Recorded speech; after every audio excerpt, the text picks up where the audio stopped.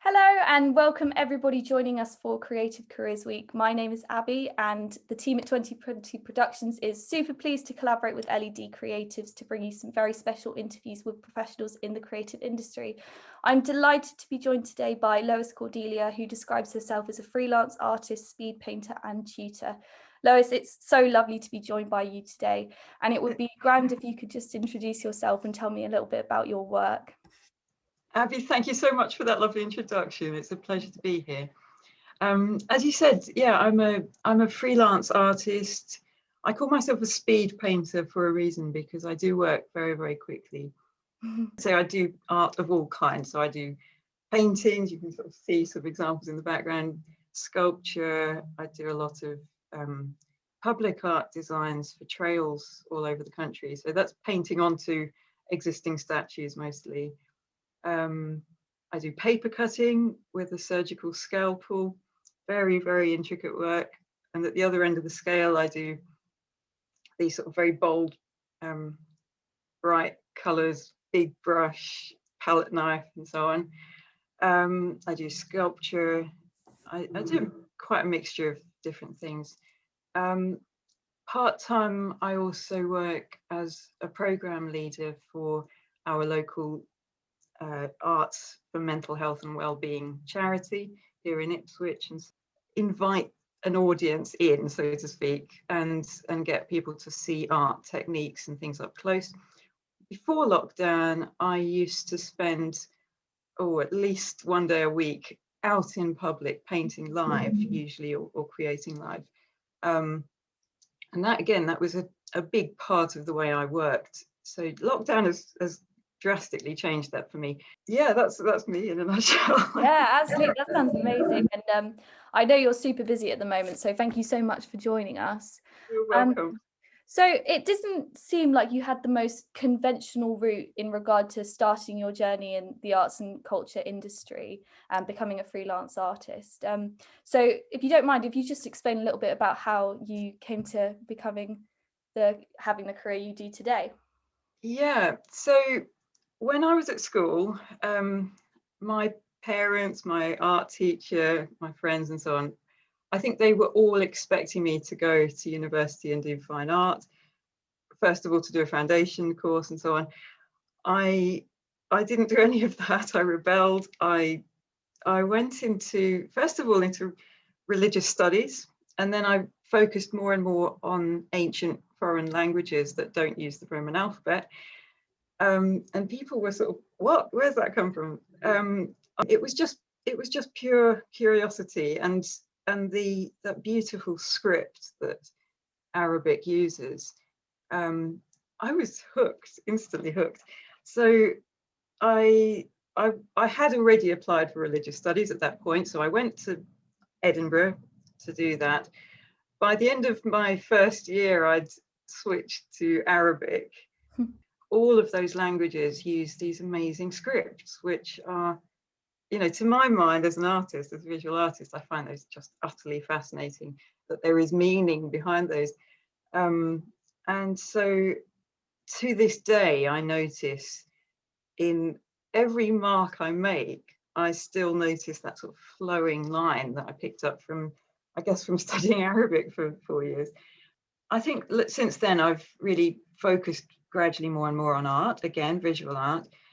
I think to begin with, I fell into this sort of idea of, well, if I'm a visual artist, I exhibit, right? That's what artists do. So I did that, or I attempted that for many years. I did art exhibitions all over the country, including Edinburgh and in Germany as well. And gradually it sort of dawned on me that, in my experience anyway, exhibitions are hugely expensive to put on. Framing costs a bomb, and there's absolutely no guarantee of selling your work at the end of the day. You have to have the right person walk through the door with the right money and so on. So it was a heck of a lot of work for very little reward most of the time. I mean, I'm very grateful I had all of that experience, but longer term, I then moved more and more into doing what I loved, which was taking art into the public domain, working live in public. I actually got into that, believe it or not, by by painting live during roots reggae evenings and club nights in London. Really? Yeah. Okay. I used to go down there with my paints and everything, easel, and I used to paint live while the music was playing. Fantastic experience. And it was that buzz of live art and live music, live dancing, live audience. It's no longer just a painting, it's performance. You're almost absorbing that energy from the audience, which is magic. So I've done that. I did that ever since, until, of course, lockdown put an end to it. I used to paint live quite often here in Ipswich at our local sailmaker shopping centre. And yeah, the number of people, children, elderly, every age group, who would come up and just sort of stand there mesmerised while I was painting. And of course, because I worked so quickly, they only had to stand there for about 2 minutes to see something happening. Sort of a whole buzz to that. One thing I've completely omitted in all of that, which is really important, at GCSE and A level, I did an artist reference study on the work of children's book illustrator Jan Pienkowski. He co-authored the Meg and Mog books back in the 70s, maybe, if you know those. The Mog the cat. Yes, Meg the friendly witch, and Mog, her black and white cat. Yeah. And an owl and so on. Yeah, so that was a little bit before my time. What I grew up with was his book of silhouettes of Christmas, which was a huge inspiration, and I think largely influenced my own work in silhouette and paper cutting. And so for many years, I worked part-time with him as a result of my artist reference study. So you can see what that leads to. If you're doing an artist reference study at GCSE or A-level, I'm not sure if they call it an artist reference study now, but it's that sort of thing. It's amazing to hear how many influences there were, and to be able to incorporate, skills that you wouldn't have had the opportunity to see if you hadn't have done that degree, and now you can bring that into work now. That's awesome. Are there any particular projects that really impacted your career and stand out? Any key moments? Yes, I think most of all was a golden pig. Nice. Which I painted one of these giant animal statues back in 2016. I did a design for our local Ipswich art trail. It was the first public art trail piece I did, and we had a trail of pigs called Pigs Gone Wild, giant fiberglass statues. Yeah, that makes a really interesting three-dimensional canvas to work on. And I mean, I know a lot of people turn them into characters and so on. That's great, but I tend to treat it as an art canvas. And so I turned mine. This was the first one I did, so to be quite honest, I thought pigs would sooner fly than I would get this commission, but I did. And that has been a huge kickstart, I think, for me, a huge boost to my career. It led to so many things, apart from the fact that I then went on and did, I think I've done about 20 something now all over the country. One in Edinburgh, no, 2 in Edinburgh, one down as far as Jersey and the Channel Islands. So yeah, I mean, anything like that, you just never know how much that's going to lead on to further down the line. The people you meet through that one project, and again, it's sort of it all sort of spirals and spirals, and eventually you sort of think, yeah, all of that has come from this one little project. In Germany, I should say I'm half German. In Germany, a golden pig is a symbol of good luck, so it's obviously brought me good luck. Oh, amazing. I love that story. That's brilliant. Yeah. Are there any I understand you obviously love what you do, but I think having a career in the arts and culture industry is a lot about passion and loving what you do, but there are certainly stigmas and difficulties surrounding it. Have you faced any of these in your career? I think part of the reason that I didn't want to do art at university, and therefore I did something, I had so many interests. I wanted to sort of show that, I think, to maybe in a sense overcome that kind of stigma that's attached to an artist. Says, oh well, they're doing art because they can't do anything else. That is a stigma that I've found a lot. The moment I tell people I've done a degree in Arabic, they say, oh, so she has a brain. It's a terrible stigma, which I think is applied to artists generally. Absolutely. I think that's a stigma that comes across a lot. I remember that I've had friends in the past that have, Yeah. wanted to seek a career in the arts and culture, and they've had not as much support. It's not necessarily considered a serious job, which is ridiculous. I think now I find that the one way to overcome that is confidence. If you're confident, you stride into the room and you show people what you can do, then their doubts sort of evaporate. But until you show them what you can do, then they think, oh, she's an artist. That's not a proper job. I feel that you do love what you do. You're so busy. You've created amazing art despite all these difficulties. But why is it that you love it so much, Lois? Why do I love art? Why? Gosh, that's an interesting question. I think because it's the one context in which I feel totally sort of at one with, I can just sort of melt into it. I mean, it's art and dance and maybe listening to music, things like that. I can lose myself in them. And I sort of, it's one of those things where the ego just sort of steps aside and just lets you get on with it. And for me, that is, I think, the most wonderfully liberating feeling.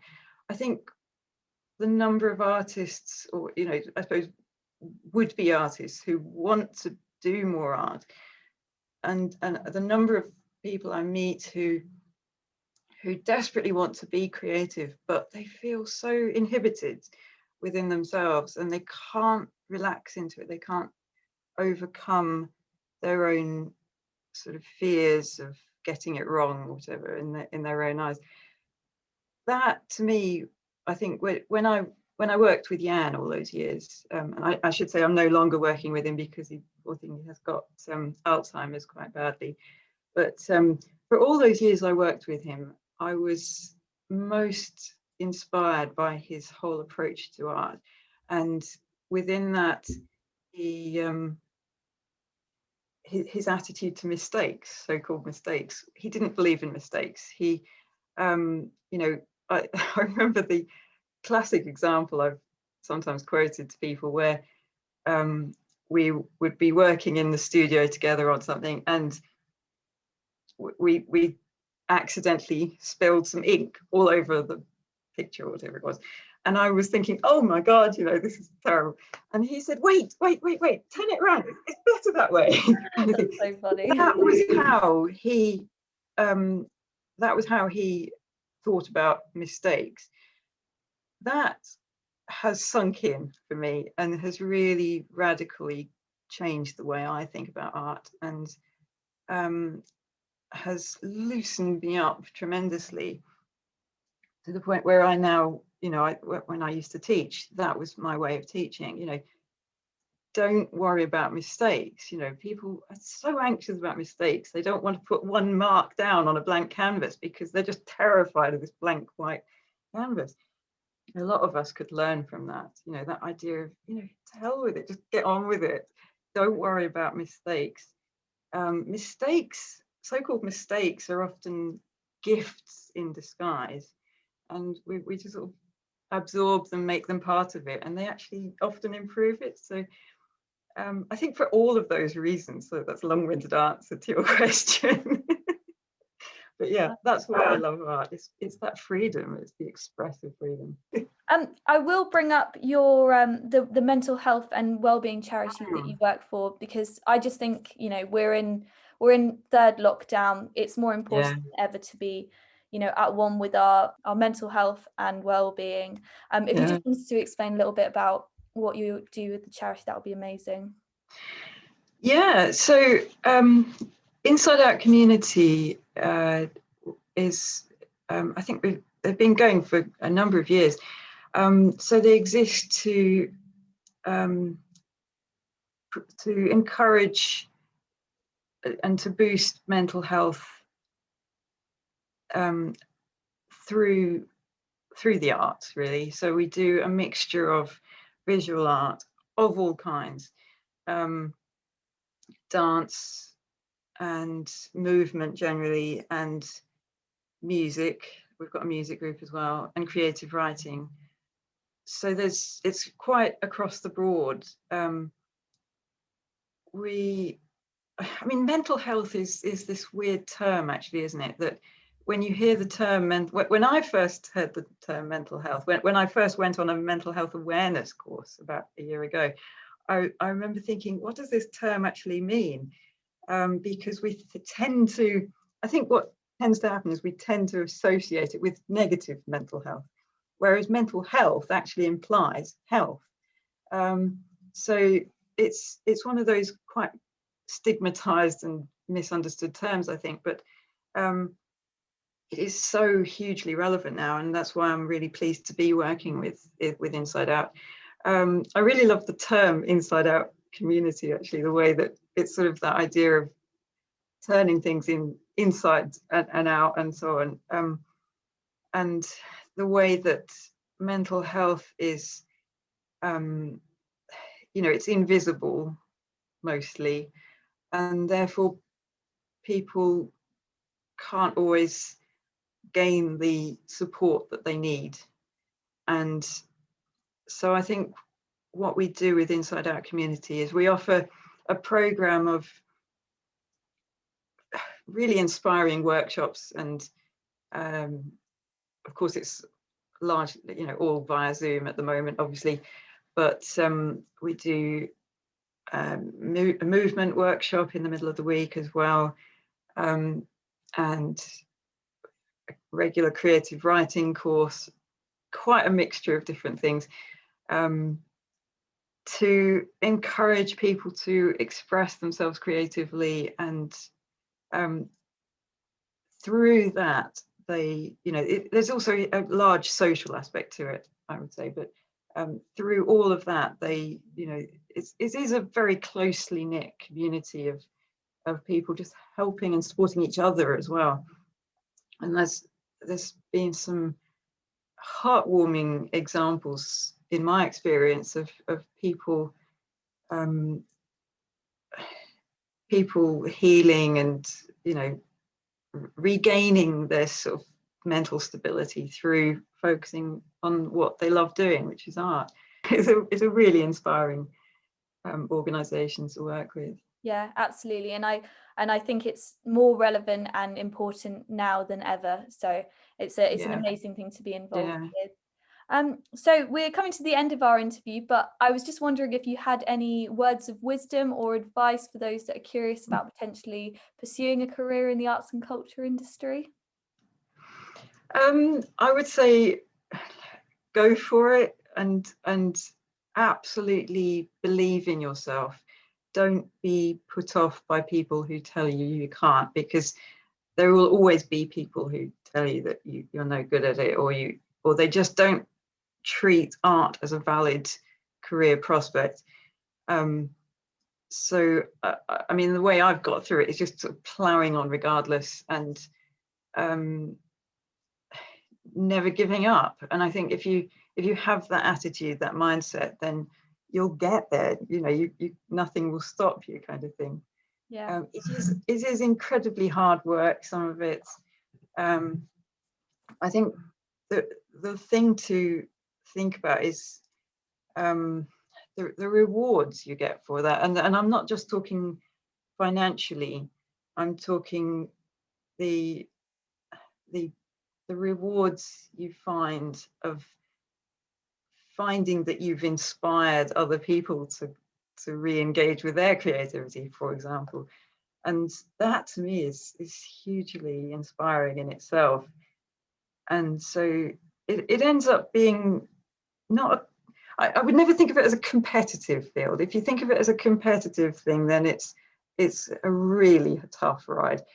If you think of it more as being that you're networking, that you're supporting other artists, that they're supporting you, that all of you together, and I'm not just artists, but creatives and freelancers generally, then it becomes like a sort of a support network, and it's a much more viable option longer term. Absolutely. Yeah, go for it. What fantastic words to finish on, and great advice. Go for it. I think it's so important to take every opportunity that comes. So yeah, you've summed it up so well. Thank you so much, Lois, for joining us today for Creative Careers Week. You've pleasure, absolute pleasure. Been wonderful chatting to you. Thank you so much. Thank you. Stay safe. Yeah, stay safe, everyone. Thank you.